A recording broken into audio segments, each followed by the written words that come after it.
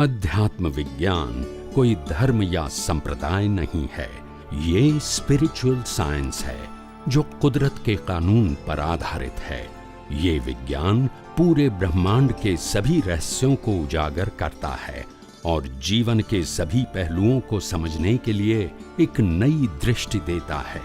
इसी को art of vision कहते हैं, दुनिया को देखने की एक नई दृष्टि, जो अध्यात्म विज्ञानी परम पूज्य स्वामी श्री कमलेशानंद जी के निर्देशन में सनातन सत्य का अनुसंधान कर हमारे जीवन को प्रकाशित करे।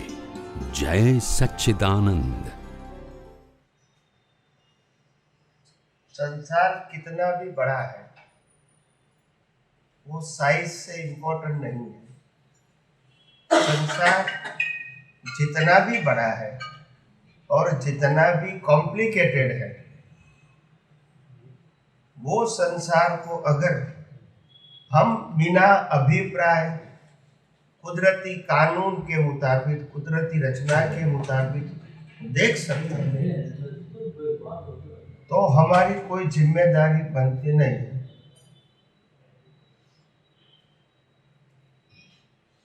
हम मन वचन काया, उनकी अवस्था और बाहर की दुनिया को अगर हम बिना ओपिनियन, क्या बताया, बिना ओपिनियन, अभिप्राय, बिना अभिप्राय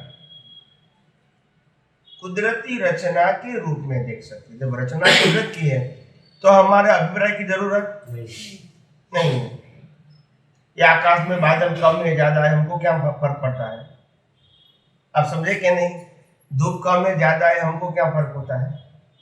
कई बारिश ज्यादा गिरी कम गिरी, हमको क्या फर्क होता है?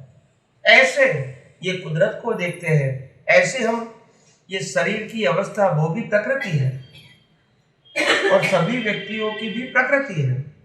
तो प्रकृति को अभिप्राय के बिना देख सकते हो तो आप जिम्मेदार नहीं हो। समझ में आता है कि नहीं आता है? मैं आपको पूछता हूं, अभिप्राय ही बंधन है, अवस्था बंधन रूप नहीं होती है। अवस्था के पीछे हमारा जो अभिप्राय है, ओपिनियन, वो ही बंधन रूप है। क्योंकि जो अभिप्राय होता है इसके साथ हमारा लगाव है। अवस्था तो प्रकृति की है ही और वो प्रकृति कुदरत की है, मगर इसके साथ जो अहंकार अभिप्राय के साथ जुड़ जाता है वो हमारी जिम्मेदारी है। और अभिप्राय नहीं है तो कोई भी अवस्था के लिए आप जिम्मेदार नहीं, क्योंकि अवस्था मात्र कुदरती रचना। तो कुदरती रचना में आप जिम्मेदार कैसे होंगे?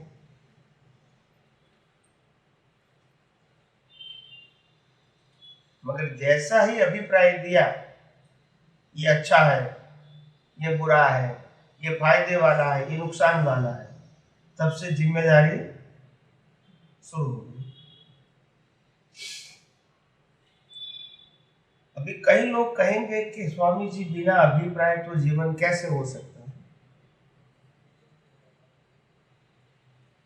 तो कुदरत कहती है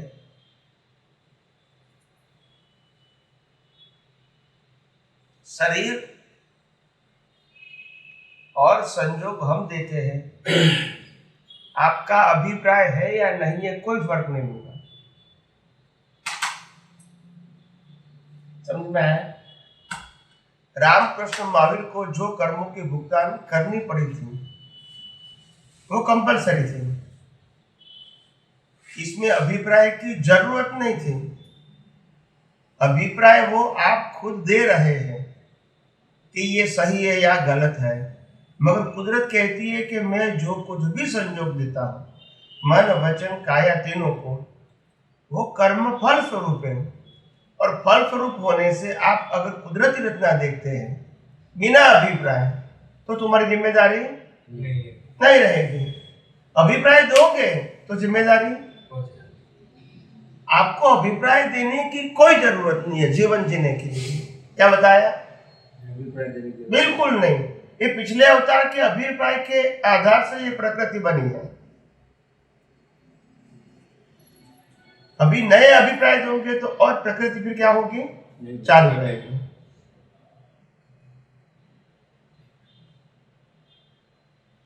अभिप्राय ही बंधन है। क्या है?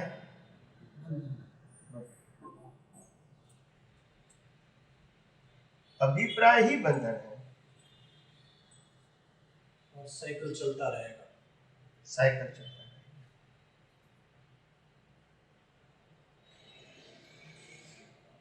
ये अवस्था के अंदर ठंडी गर्मी बारिश होती ही रहती है, होती ही रहती है। ये प्राणी पशु पक्षी अभिप्राय नहीं देते हैं, क्योंकि उसका मन सीमित है। क्या है? इनका मन आहार, भय, मैथुन, निद्रा और 4 क्रिया के लिए ही है। इनसे ज्यादा उनके पास सोचने की भी शक्ति नहीं है। तो इसीलिए हिंसक प्राणी हिंसा करते तो भी पाप बंद नहीं होता है। क्या बताया?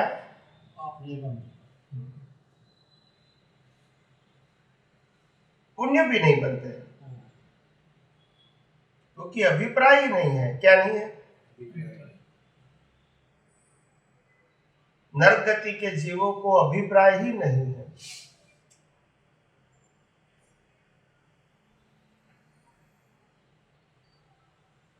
देवलोक के देवों को भी अभिप्राय नहीं है।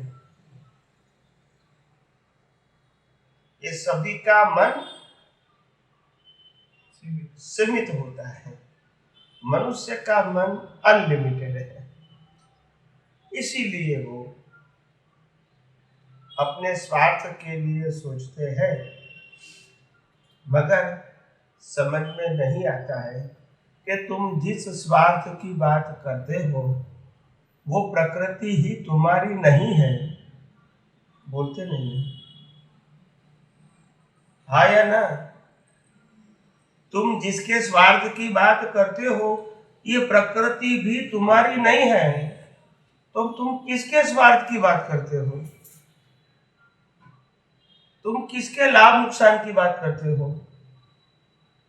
बताइए। जब शरीर ही तुम्हारा नहीं है तो लाभ नुकसान तुम्हारा कहां हुआ? हाँ के ना?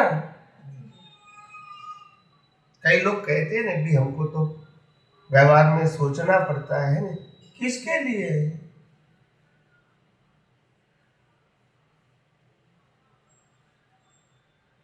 तुम्हारी प्रकृति जन्म से मौत तक मन वचन काया की क्रिया से फिक्स हो चुकी है, तो वो अपने आप काम करती रहेगी।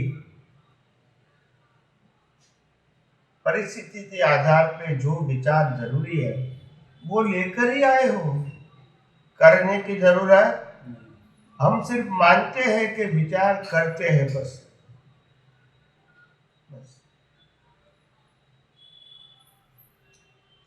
समझ में आया ना? 24 घंटे का दिन होता है। कितना? अगर हम 8 घंटा सोते हैं, 1/3 बराबर है, तो भी जीवन भी चलता है, दुनिया भी चलती है। बोलते नहीं कि नहीं चलता है?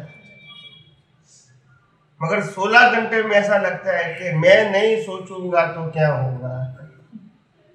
8 घंटा कट जाता है, 16 घंटा में लगता है कि मैं नहीं सोचूंगा, मैं नहीं करूंगा तो क्या होगा।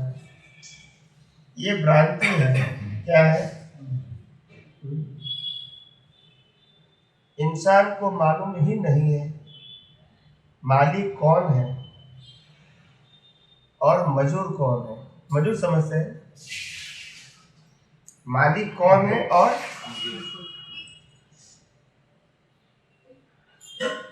मालिक ही मजूर बन गया है। क्या बन गया है? समझ में आया? विदेश में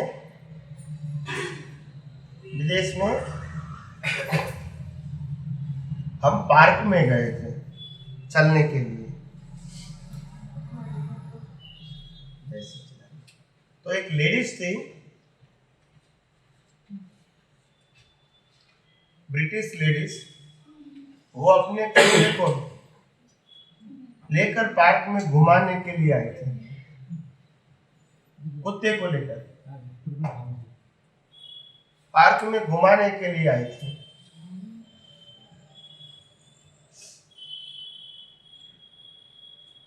तो एक महाशय ने पूछा प्रश्न कि स्वामी जी, ये लेडी कुत्ते को घुमा रही है, ये दृश्य देख के आपको क्या लगता है?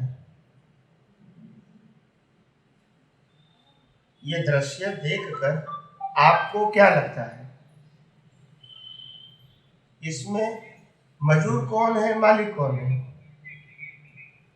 नहीं समझ में आया। कुत्ता और लड़की दोनों हैं, इसमें मालिक कौन है, मजदूर कौन है? बोलो।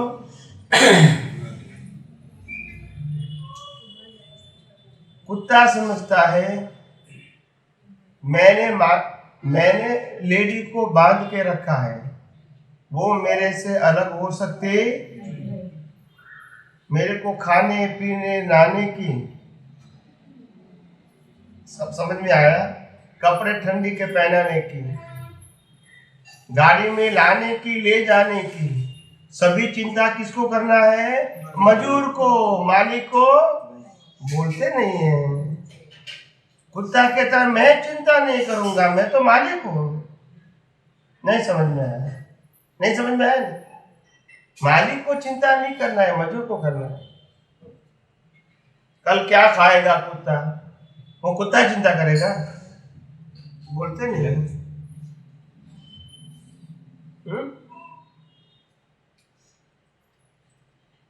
और लेडी क्या खाएगी, उसकी चिंता कुत्ते को करने की जरूरत बोलते नहीं है।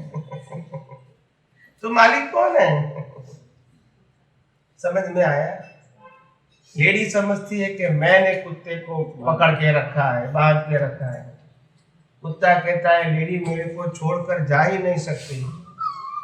आप समझे ना, मैंने उसको बांध के रखा है। आप समझे? मेरी देखभाल करने की जिम्मेदारी उसकी है, उनकी जिम्मेदारी मेरी।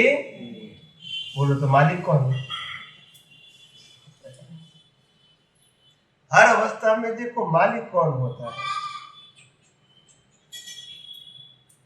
तो मजदूर बेचारा 6 घंटा 8 घंटा मेहनत करता है, रोटी सब्जी खा के रात को गस-गसा सो जाता है, नींद आ जाती है, भले ही छोटा मोटा मकान है या झोपड़ी है, मगर सो जाता है बेचारा। और इतनी बड़ी कंपनी का मालिक जो गाड़ी में आता है, गाड़ी में जाता है, इतनी बड़ी कंपनी का प्रोडक्शन, इसको बेचना, मार्केट, रॉ मटेरियल लाना, प्रोडक्शन सही बनाना, आप समझे, ये सब टेंशन रहता है मालिक को। और कभी कभी रात को नींद भी बोलते नहीं है, एयर कंडीशन में नींद, और मजदूर को झोपड़े में नींद आ जाती है।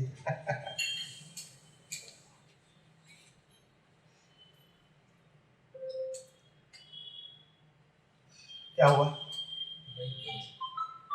लाइट बंद कर दी? ओके।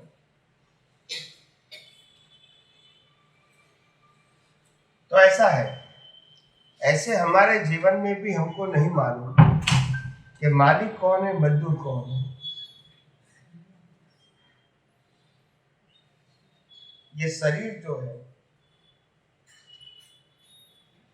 वो मजदूरी करता है। क्या करता है? मेहनत करता है। और इनके मालिक जो आत्मा है उनको कुछ करना नहीं। मगर प्रतिष्ठित आत्मा बोलता है कि मैं मन वचन काया को चला रहा हूं। अहंकार क्या बताया? वो चलाता नहीं है, मानता है, मान्यता, बिलीव। इससे कुछ होता, अहंकार करने के बाद भी परिस्थिति को बदल देखो। इसीलिए महापुरुष कहते हैं, जो अपने जीवन में पानी के प्रवाह की तरह हो रहा है, इसको आपको बिना अभिप्राय देखना और जानना है। नदी तो अपने आप बहती रहेगी, इसको धक्का लगाने की जरूरत नहीं। कितनी भी दूर से नदी आती है पहाड़ों में से और समंदर में अपने आप जाएंगी, इनको मैप की जरूरत बोलते नहीं है। क्या है जरूरत कि समंदर कहाँ है मैं ढूंढूंगा, बोलते नहीं है। बोलेगा कि अपने आप जाएगा। इंसान अहंकार करता है कि मैं अपनी मर्जी से सोच रहा हूँ, बोल रहा हूँ, कर रहा हूँ। तब ज्ञानी भगवान बताते हैं, पैदा होते ही व्यक्ति अपने आप स्मशान की ओर जा रहा है। कोई जल्दी जाए, कोई बाद में जाए, सबका एंड नक्की है, बोलते नहीं। हाँ के ना? और वो भी आपके पास कोई चॉइस नहीं।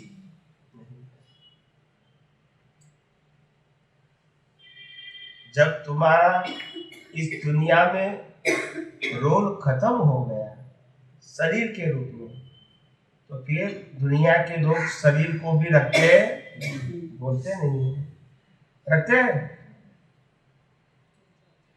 जिंदा है तब तो बोलते हैं मेरा है, मेरा है, मेरा है। फिर आत्मा निकल गया, फिर कुदरत को कहते हैं अभी ये तेरा है। सभी कष्ट निकाल दिया, अभी किसका है? कुदरत को अर्पण कर दिया। जलाया मतलब यही हुआ ने, पंच महाभूतों में विलीन हो गया ने। तो ये एक अजीब सी दास्तान है। इस पहेली को हम अगर समझ सकते हैं तो जीवन में कोई पजल ही, और पजल इसीलिए आते हैं कि कर्मों की भुगतान है, इसीलिए नहीं आते हैं। हम भुगतान को अपने सिर पे ले लेते हैं, इसीलिए आते हैं। कहाँ ले लेते हैं? सिर पे।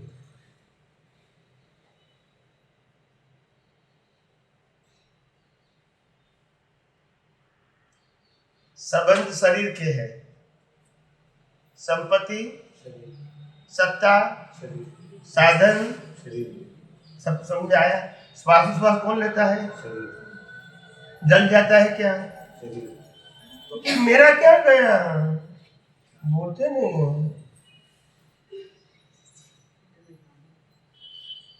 संबंध भी इसके है, संपत्ति भी उसकी, साधन भी उसकी, सत्ता भी उसकी, श्वास भी उसका है, सुख दुख भी वो भुगतान करता है। तो ये बातें मेरे सर पे लेने की क्या जरूरत है? ये कोई कर रहा है कि हो रहा है? और जो हो रहा है हमारे सामने, इसको हम देखते जानते हैं कि कुदरती रचना, इसको हम कुछ कर सकते। समझ में आया? समझ में आया?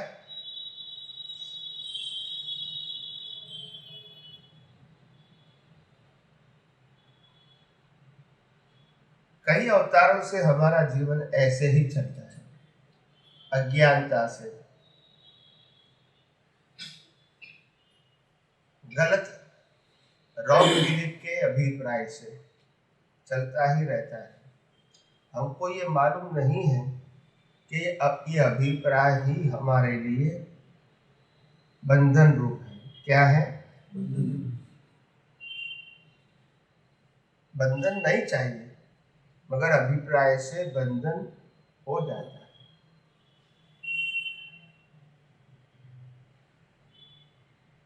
समझ में आता है? पर स्वामी जी, कुदरत ये खेल क्यों कर रही है? आपके कर्मों का फल है। नहीं, वो ठीक है, फिर पर इसमें क्या है? कर्मों का फल है, पर ये इसमें कुदरत को क्या मिलता क्या है? कुछ नहीं मिलता है। कुदरत तो आपने एग्जाम दिया, उसका रिजल्ट देते हैं। आपको उनके टीचर सबको रिजल्ट क्यों देते हैं? 50-50 विद्यार्थी हर साल। मेरा कहना है टीचर को क्या मिलता है? सैलरी मिलती है, और क्या? नहीं, ठीक है, हमारा ये है कि भगवान ये चक्र चला रहे हैं। भगवान नहीं चला रहे हैं, यही तो गलत मान्यता है। कुदरत मानते हैं, ठीक है। भगवान तो आत्मा है, जिसका नाम नहीं है, रूप नहीं है, जन्म मरण नहीं है, परमानेंट है, वो आत्मा है। समझ में आया? सामने आया, पर ये इस साइकिल से क्या हो क्या रहा है? क्यों ऐसा चल रहा है?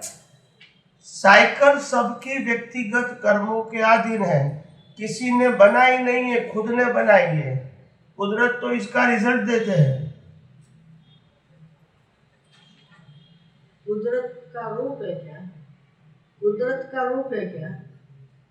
नहीं, कुदरत का रूप परिणाम स्वरूप है। क्या है?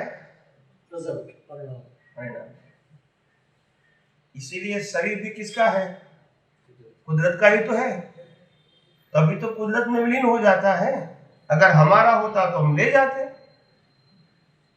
बराबर क्या नहीं? कुदरत का ही तो है, ये चक्कर कोई चलाता नहीं है। ये चक्कर हमारी गलतियों का फल है, और गलती का मतलब पाप और पुण्य जो बनाए उसका फल है। कुदरत तो रिजल्ट देती है, उनकी गलती कहाँ है? भाई टीचर किसी को पास करे, किसी को फेल करे, इसमें टीचर की गलती कहाँ है? बोलते नहीं। टीचर किसी को पास फेल करते हैं या टीचर रिजल्ट देते हैं? दोनों में से एक बताओ। रिजल्ट देते हैं। इसमें कोई फेल भी होते हैं, पास भी होते हैं, किसी को ज्यादा मार्क, किसी को कम मार्क। टीचर क्या करेगा? टीचर का तो रोल है आपकी एग्जाम का रिजल्ट देना। कुदरत भी ये कर रही है, कुदरत भी यही कर रही है। क्या सुन लो? ठीक है। तो फिर कुदरत की गलती है ही नहीं। अगर कुदरत आपको हवा नहीं देगी तो आप कुछ नहीं कर सकते। बोलते नहीं। ये कोविड में नहीं देखा था? बिना ऑक्सीजन लोग मर रहे थे, नहीं देखा था? बोलते नहीं। 1 घंटा कुदरत ने ऑक्सीजन बंद कर दिया तो क्या करोगे? जी सकते हो? तो कुदरत हेल्प कर रही है, नुकसान कर रही है? हेल्प। तो फिर कुदरत तो हेल्प कर रही है, मगर तुम अज्ञानता से कर्म बनाओगे तो फल तो देगी ना। बराबर क्या नहीं? आप देख कुदरत कितना बड़ा काम करती है। हमारा जन्म होता है तो माँ बाप तैयार मिलता है कि हमको बनाना पड़ता है। बोलते नहीं। बताइए, हमको तैयार मिलता है कि हमको बनाना पड़ेगा? सब मिलता है। भाई बहन बनाएंगे कि तैयार मिलेगा? बोलते नहीं। रहने का घर हम बनाएंगे कि तैयार मिलेगा? कुल धर्म भी, पड़ोसी भी, गांव, चाचा चाची, मामा मामी, नाम भी, नाम लेकर आते हैं। सब कुछ देते हैं, कुदरत भी देता है। कुदरत क्या करता है? नहीं, कुदरत के बिना तुम क्या कर सकते हो वो बताइए। बताइए। जब लड़का 25, 26, 27 साल का हो जाता है तो सोचता है लड़की मिलेगी कि नहीं। तो उनके माता पिता बोलते हैं भाई लड़की मिलेगी, इसका जन्म हो चुका है, शादी होगी तब नहीं होगा। बोलते नहीं है, उस समय होगा, मगर समय तो मिलना चाहिए, टाइम तो होना चाहिए ना। तुम्हारे चिंता से पहले या बाद में नहीं मिलेगा, समय पे ही। तो कुदरत कितना अच्छा काम करती है। उनके माँ बाप के घर में जन्म लेती है, माँ बाप बड़ा करती है, लड़की को पढ़ाते हैं, भाई बहन के साथ खेलती है, मित्रों के साथ खेलती है, पढ़ाई करके डिग्री प्राप्त करती है, फिर आपके साथ शादी करती है, बिल्कुल रेडीमेड। बोलते नहीं है, हाँ क्या ना, बोलते नहीं है। और जैसे ही शादी किया तो बोला मेरी वाइफ, भी तुमने बनाई, बोलते नहीं है। मगर दुनिया ऐसे चलती है कोई सोचता ही नहीं है कि आखिर दुनिया में कुछ हो रहा है कि हम कर रहे हैं। हो रहा है, कर रहे हैं, जो हो रहा है तो फिर चिंता की क्या जरूरत है। मगर ये चिंता करते हैं क्योंकि लगता है हम कुछ कर सकते हैं, हम कुछ करेंगे, तुम्हारे से कुछ होगा, कुछ भी नहीं होगा। समझ में आया? हर महापुरुष अपने अपने जीवन में कुछ अच्छा करने का प्रयास जरूर करते हैं, मगर सबको सफलता मिलती नहीं है। क्या करें, यही कर्मों का खेल है।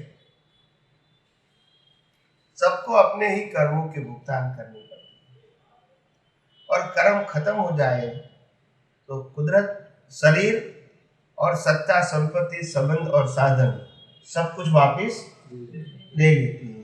ये नियम सबके लिए एक है कि अलग अलग है? एक ही है। कुदरत क्यों ले लेती है? कुदरत का ही तो है। हमने जबरदस्ती माना है मेरा शरीर है, बोलते नहीं, तो फिर ले जाओ ना, ले जा सकते नहीं मेरा क्यों बोलते हो?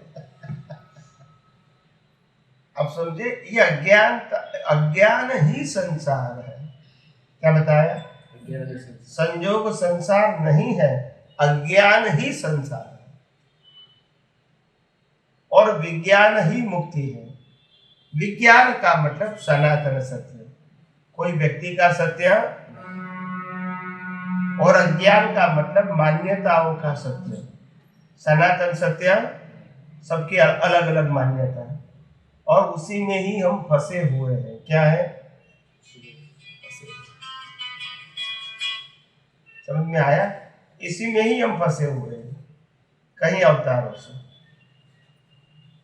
तो कहने का मतलब यह है कि हम अपने जीवन में बहुत प्रयास करते हैं प्रगति के लिए, मगर प्रगति शब्द जो है वो क्या है? प्रगति यानी प्राप्ति नहीं, प्रगति यानी इच्छा पूर्ति नहीं। प्रगति का मतलब हम जो शरीर, सत्ता, संपत्ति, संबंध और साधन और मन वचन काया की सभी अवस्था जो कुदरत की थी, है और रहेगी, इसको हम कुदरती रचना देख सकते हैं। यही हमारा आध्यात्मिक विकास है। और नहीं देख सकते वो आपकी अज्ञानता है, और अज्ञानता से जो कर्म बनेगा इसके भुगतान करने पड़ेगा। समझ में आता है?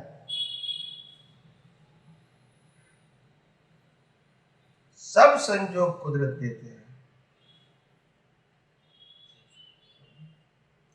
कई लोग कहते हैं स्वामी जी मेरा 10 लाख रुपया का नुकसान हो गया, कहते हैं। तो मैंने कहा तुम जन्म पैदा हुए तब लेकर आए थे?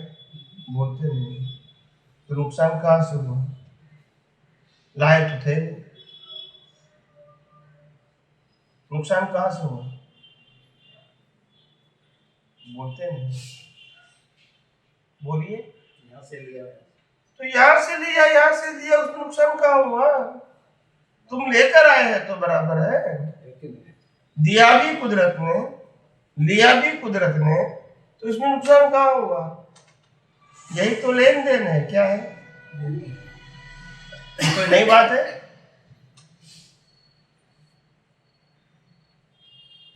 समझ में आता है? जब पिताजी गुजर जाते हैं और पूरा परिवार, संपत्ति, घर, बंगला, मोटर, गाड़ी, गोल्ड, डायमंड, सिल्वर, पैसा सब छोड़ के जाता है, ऐसा कहता है नुकसान हो गया मेरा? बोलते नहीं। ऐसा कहेंगे नुकसान हो गया मेरा, मैंने इतनी साल जिंदगी पूरी मेहनत किया, अभी छोड़ देना पड़ा, इतना नुकसान हो, ऐसा कहेंगे? बोलते नहीं। वहां क्यों नुकसान नहीं होता है? तो फायदा हुआ। क्या फायदा हुआ? पीछे सबको मिला नहीं, उनको क्या मिला? नहीं, तुमको क्या मिला? मेहनत तो उन्होंने किया। तो छोड़ के चले गए ना। मैं वही कहता हूँ कि मकान उन्होंने बनाया, संपत्ति इकट्ठे किया, बिजनेस उन्होंने चलाया, परिवार को बड़ा किया, पैसा इकट्ठा किया, छोड़ के चले गए तो नुकसान नहीं हुआ?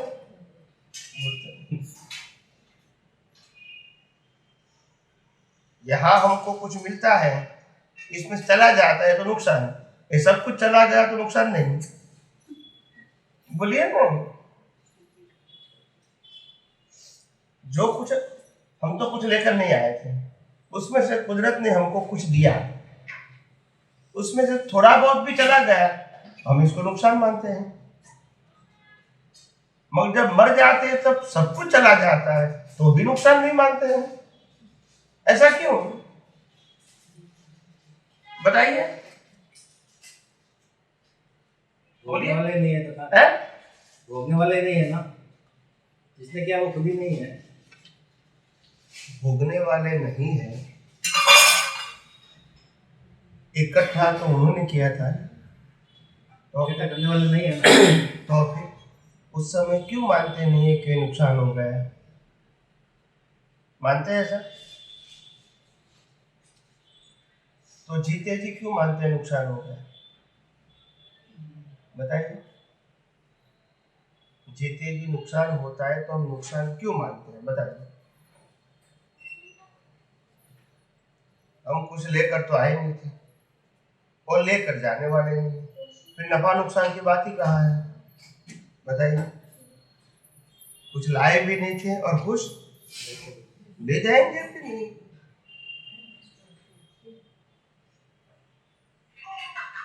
समझ में आता है? ये सब पाप और पुण्य का खेल है। क्या है?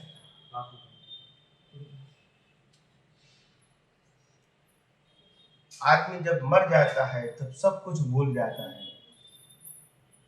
मगर जब रोज मरता है तो भूलता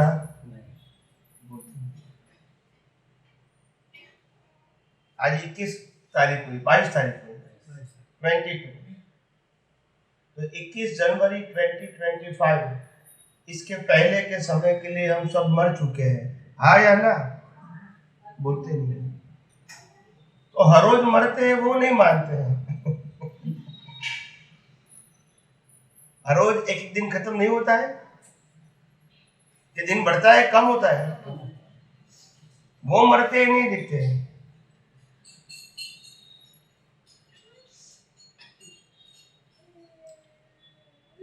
कुदरत भी इंसान को कैसे अजीब से देखता है।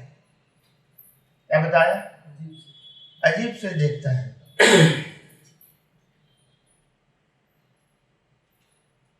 21 जनवरी 2025 तक की सभी इंसान ने अपने कर्मों की भुगतान खत्म कर दिया है। हाँ या ना? कर दिया ने? उस समय का श्वासोश्वास भी खत्म हो चुका है। उस दिन तक का आयुष्य भी खत्म, और कुदरत ने अपने चौपड़े में से कर्म भी निकाल दिए हैं। हाँ के ना? मगर इंसान अपने दिमाग में से नहीं निकालता है। बोलते नहीं है, बोलो ना। इंसान अपने दिमाग में से अभी क्या करेंगे? कुदरत ने खूब चौपड़े में से निकाल दिया कि अभी तुम्हारा हिसाब 21 जनवरी तक का, अभी दोबारा नहीं आएंगे।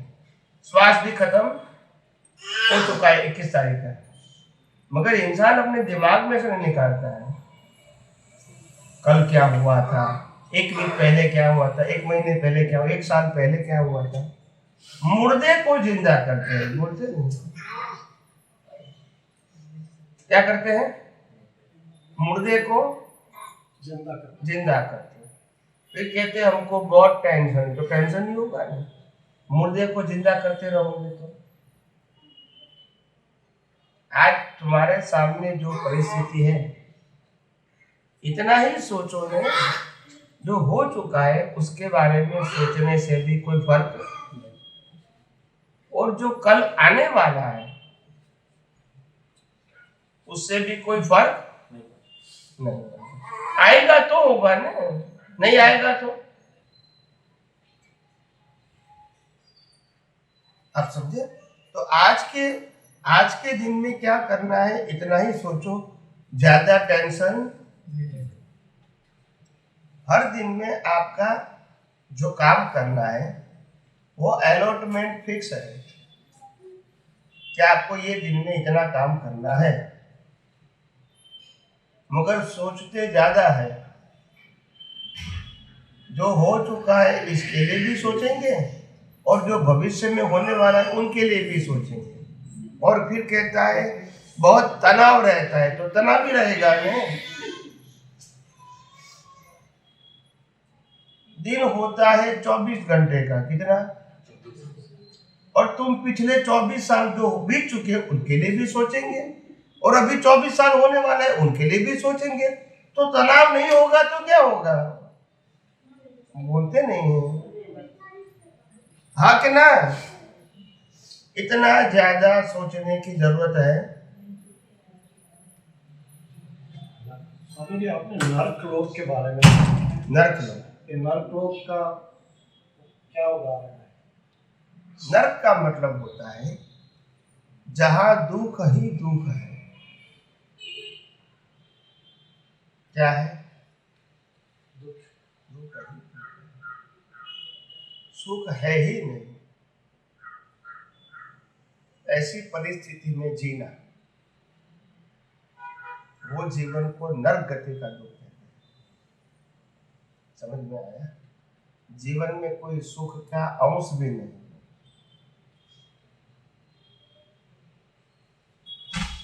तो ये कीड़े मकोड़े या छोटी छोटी मछलियाँ रहती हैं,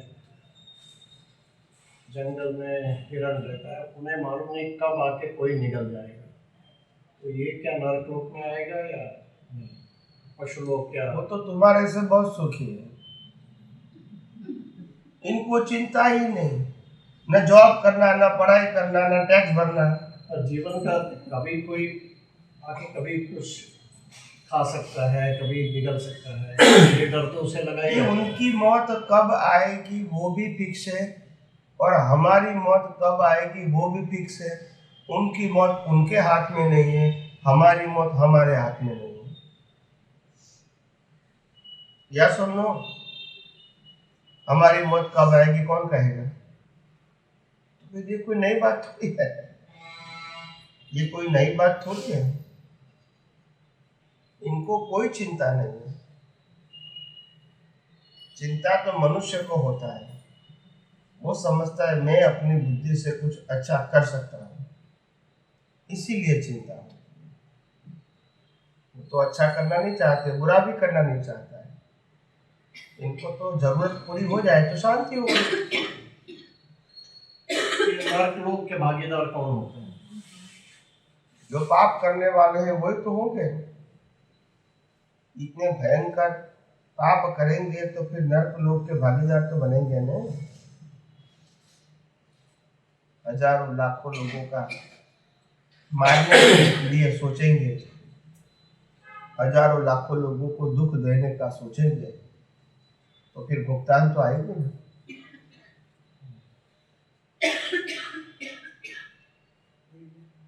समझ में आया कि नहीं आया? भुगतान तो आएगी।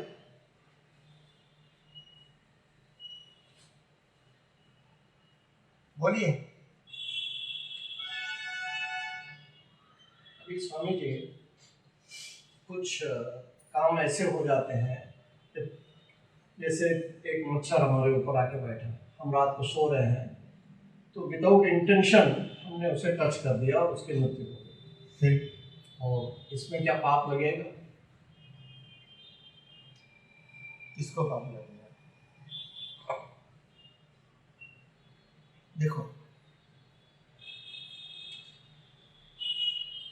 जब तक तुम शरीर के मालिक हो तो जाने अनजाने से भी गलती होगी तो तुम्हारी जिम्मेदारी रहेगी। समझ में आया? मैं उदाहरण दूं आपको, तभी आपको मालूम, ऐसे समझ में नहीं आएगा। ये तुम्हारा मकान है, 50-100 साल पुराना तुम्हारा मकान है, और मकान के आप मालिक है, जमीन के साथ आप मकान के मालिक हैं। अभी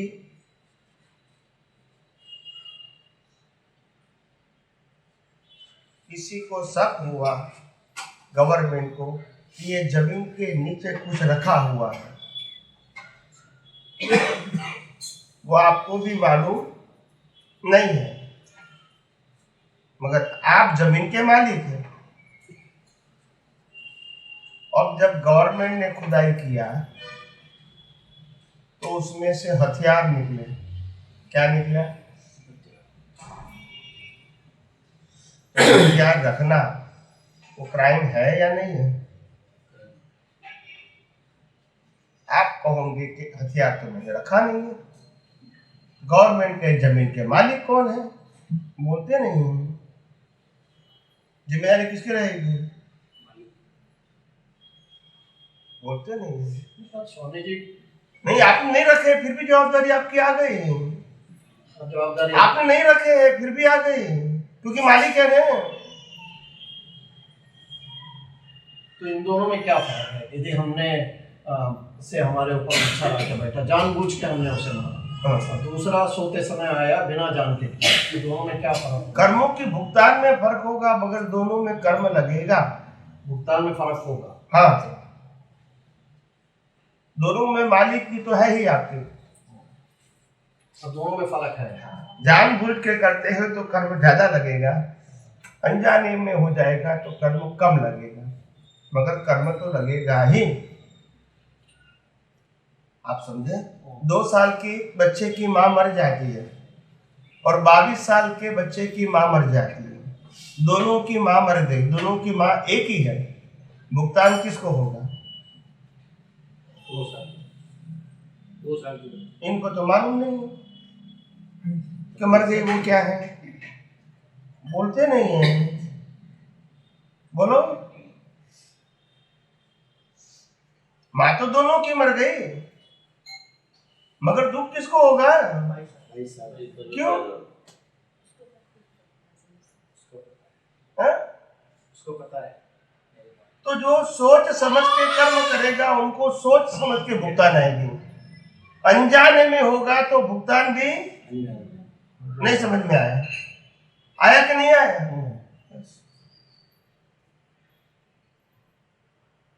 2 साल का बच्चा रोएगा नहीं रोएगा? मेरी माँ मर गई, उनको मालूम भी नहीं है, मर तो गई है ना, मगर मालूम नहीं। तो ऐसे अनजाने में जो किया हुआ कर्म है, ऐसे भुगतान भी कैसे हो जाती है? और जानबूझ के करते हैं तो उनकी भुगतान भी कैसे हो जाती है? जानबूझ के हो जाती है। समझ में आया?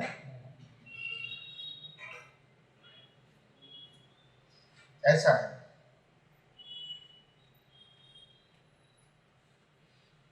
मुझे मरने के बाद जीवात्मा दूसरी योनि में कब तक जाएगी? जब तक कर्म बनाते रहेगी तब तक घूमता ही रहेगी। नहीं, कब जाएगी? समय समय कुछ अभी हमारी मृत्यु हुई तो हमारी आत्मा दूसरी योनि में कभी जाएगी? तुरंत तुरंत। तुरंत। तो ये जो धर्म में 13 दिन 16 दिन का क्या ये सब ये रिचुअल्स है, ये रिचुअल्स है, ये विज्ञान नहीं है, ये धर्म है। विज्ञान के हिसाब से जैसे ही हमारे ऑन द स्पॉट हो जाता है। यहाँ आत्मा निकली, वहां एंटर हो गई माता के गर्भ में, बस। इसमें टाइम नहीं लगता। बच्चे को पैदा होने में टाइम लगेगा, मगर माता का गर्भ मिल गया, समझ में आया? बस जन्म लेने में भले 9 महीना लगेगा, मगर माता का गर्भ में प्रवेश हो गया। समझ में आया?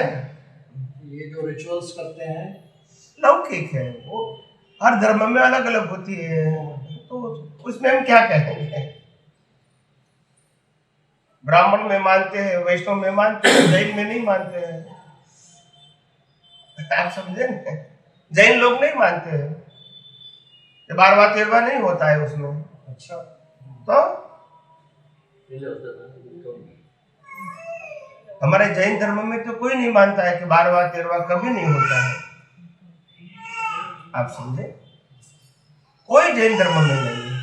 हाँ, कोई व्यक्तिगत दूसरी कास्ट में से ट्रांसफर हो गए हैं, वो मानते हैं, वो अलग है, क्योंकि वो उनकी कास्ट की, जैसे कोई पटेल जैन बन गया तो वो तो मानेगा ने। आप समझे कि नहीं? ओरिजिनल जैन धर्म में 12वां 13वां किसी का नहीं होता है। एक बार बियासना हो गया, खत्म हो गया। आप समझे ना? वैसना करते हैं ना, बस खत्म हो गया। और वो भी एक शौक के लिए होता है।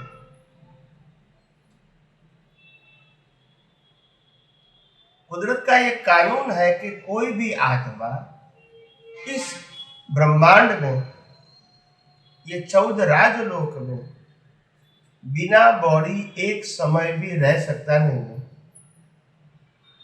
क्या बताया? हमारे नहीं रह सकते। बस। तो ये प्रेत आत्मा सब क्या है? प्रेत आत्मा बोलते हैं प्रेत आत्मा तो अपवाद है, सभी प्रेत आत्मा नहीं बनते हैं ना। ये सभी ने जो बनते हैं वो अपवाद है, दंड है, कुदरत का दंड है। और उनका शरीर होता है, उनका शरीर होता है वासना का शरीर, कर्म का शरीर अलग, वासना का शरीर। और वो वासना की भुगतान के लिए जिनके साथ वासना होती है उसके साथ जुड़ जाता है और अपनी वासना पूरी करता है। 2 महीना, 3 महीना, 4 महीना, 6 महीना, फिर वासना खत्म हो गई, फिर नया जन्म मिल जाता। समझ में आए? प्रेत आत्मा वो अलग चीज है, मगर वो तो अपवाद होता है, हजारों लाखों में एक आध होती है।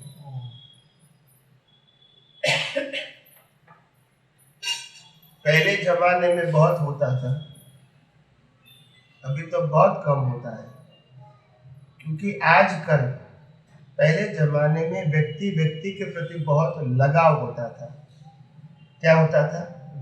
क्योंकि और बहुत कुछ संजोग नहीं थे, मोह के साधन, तो व्यक्ति व्यक्ति के ऊपर मोह होता था और आकस्मिक मृत्यु हो जाती थी। क्या हो जाती थी?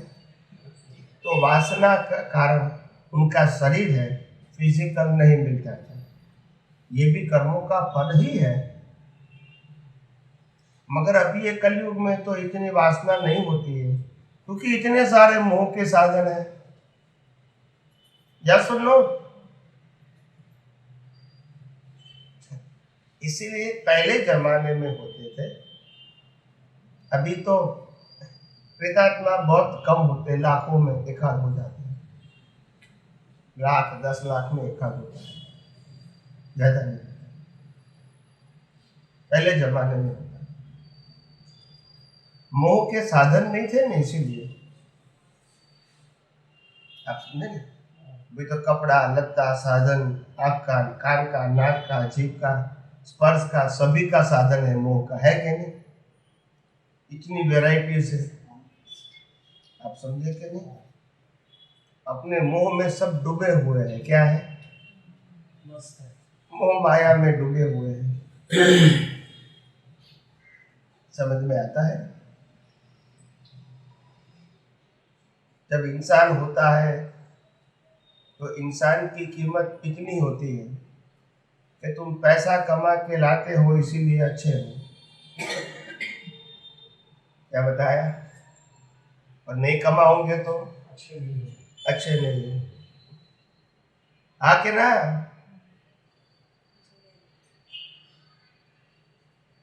बराबर के नहीं। और जिसके साथ सौगंध खाते हैं जन्म मरण का साथ निभाने का, क्या बताया? जन्म मरण का साथ निभाने का सौगंध खाते हैं, वो भी जब दो में से एक मर जाता है तो पहले ही देखता है क्या बचा है जीवन जीने के लिए। वो तो चला गया, इनको भी देखना, हम बचे तो हमको ही देखना है। तो ये मोह है, सच्चा प्रेम नहीं।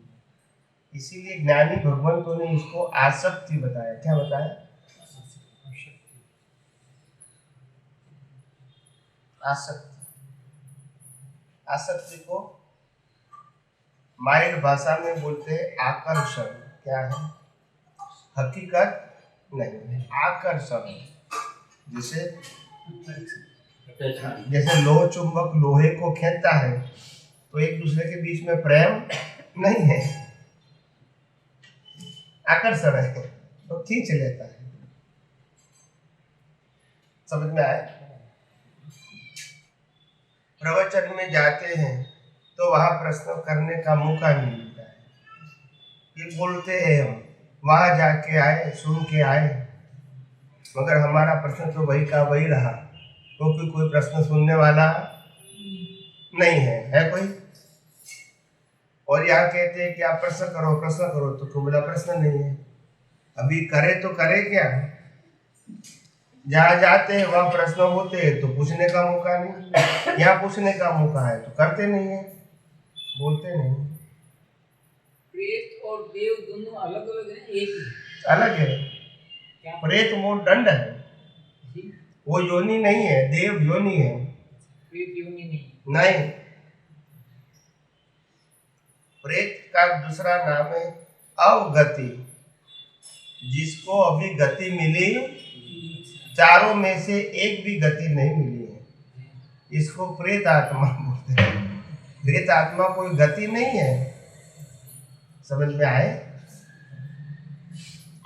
अवगति बोलते हैं।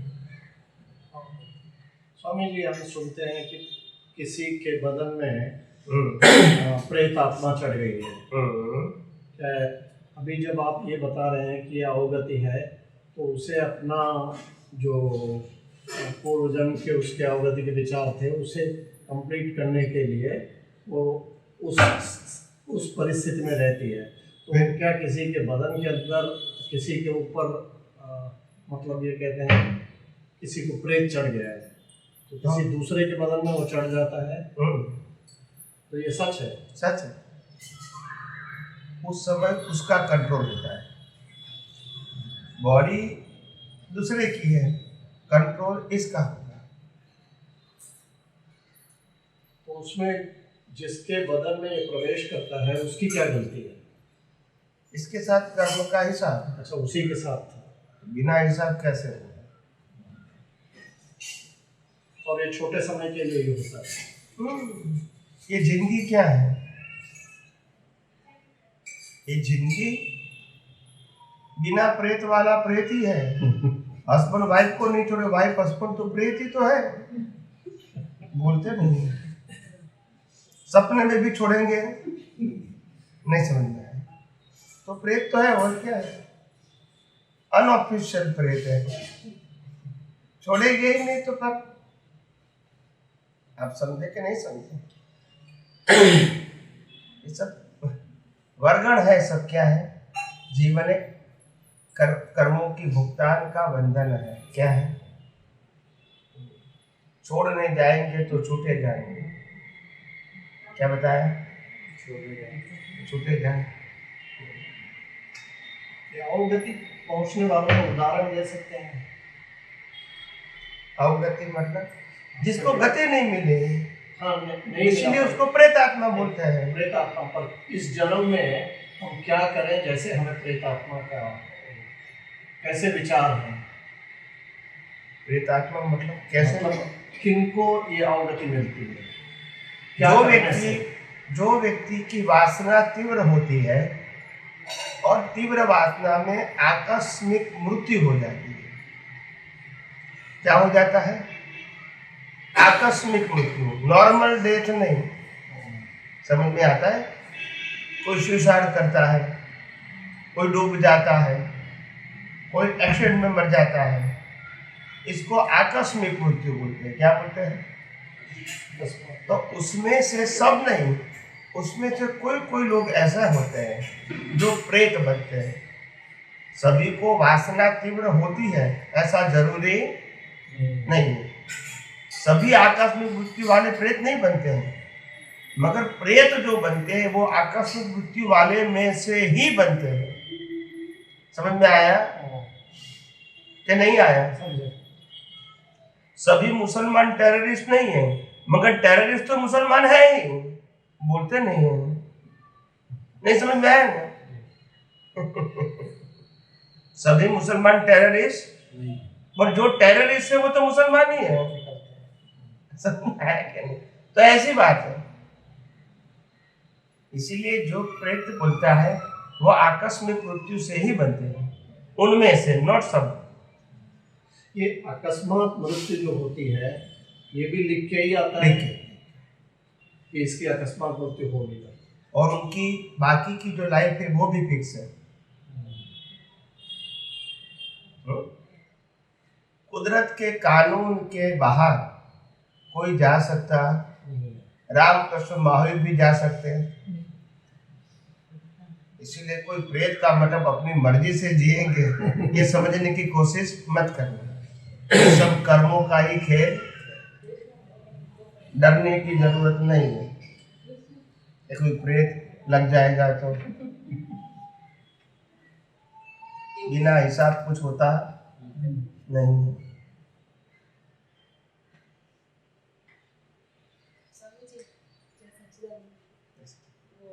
जोर से। कोई बोलता है कि पितृदोष होता है घर पर, तो होता है कि नहीं?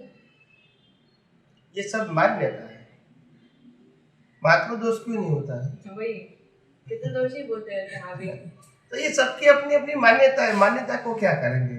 ये कोई कुदरत का कानून नहीं है, मगर सबकी अपनी मान्यता है, तो हम क्या? होता नहीं है, पितृदोष होते नहीं है। सब अपनी अपनी मान्यता है, समझ में आता है? तो मान्यता को हम, जो अपनी अपनी मान्यता है वो जी रहे हैं, इसमें हम क्या करेंगे? ये कोई सनातन सत्य नहीं। समझ में आया? ये लोग कहते हैं कि पितृदोष में, पितृदोष के कारण आपके पितृ भटक रहे हैं, बराबर क्या नहीं?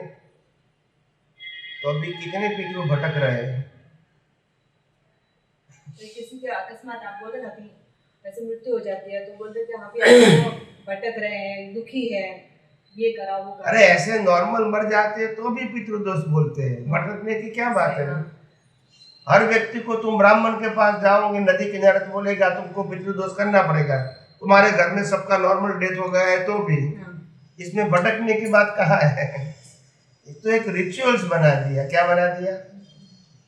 बस समझ में आया? ऐसी बहुत सारी बातें ऐसी है जिसमें कोई साइंस जैसा नहीं है, मगर दुनिया चलती है, चलाने वाला चाहिए, ऐसा है। जैसे श्राद्ध का महीना आता है तो बोला कौवे को खीर खिलाओ, क्या कहते हैं? नहीं कहते? क्यों खिलाते हैं? पितृ आएंगे खाना खा के जाएंगे, बोलते अपने पितृ आएंगे खाना खा के जाएंगे, वैसे ही बोलता है। तो सभी पितृ कौवा ही बनते हैं, मगर दुनिया चलती है, चलाने वाला चाहिए। फिर क्या करेंगे? लोग मानते हैं तो हम क्या करेंगे? ये ये कोई विज्ञान थोड़ी है, एक श्रद्धा की बात है। तो लोग मानेंगे तो हम क्या करेंगे? ये कोई विज्ञान नहीं है, ये कोई सनातन सिद्धांत नहीं है, मगर लोग मानते हैं तो है। वो पितृदोष भी और श्राद्ध महीना सिर्फ अमुक व्यक्तियों के लिए ही है। बाकी दुनिया के क्रिश्चियन मुसलमान नहीं मानते, उनको श्राद्ध नहीं लगेगा। ये मानते हैं, जैन भी नहीं मानते। हिंदू ही मानते हैं। आप समझे कि नहीं? ऐसे बहुत सारी कास्ट शायद नहीं मानती, तो मेरे को सबका मालूम नहीं है। तो इसलिए तो फिर क्या मतलब है? अगर नियम कुदरत का कानून होता है सबके लिए एक होता है ना। ये तो सबकी अपनी अपनी मान्यता है, उसमें हम क्या करेंगे? ये कोई सनातन सत्य नहीं है। वासना का मतलब क्या है? वासना का मतलब वासना तीव्र इच्छा, कोई भी प्रकार की भुगतान की तीव्र अच्छा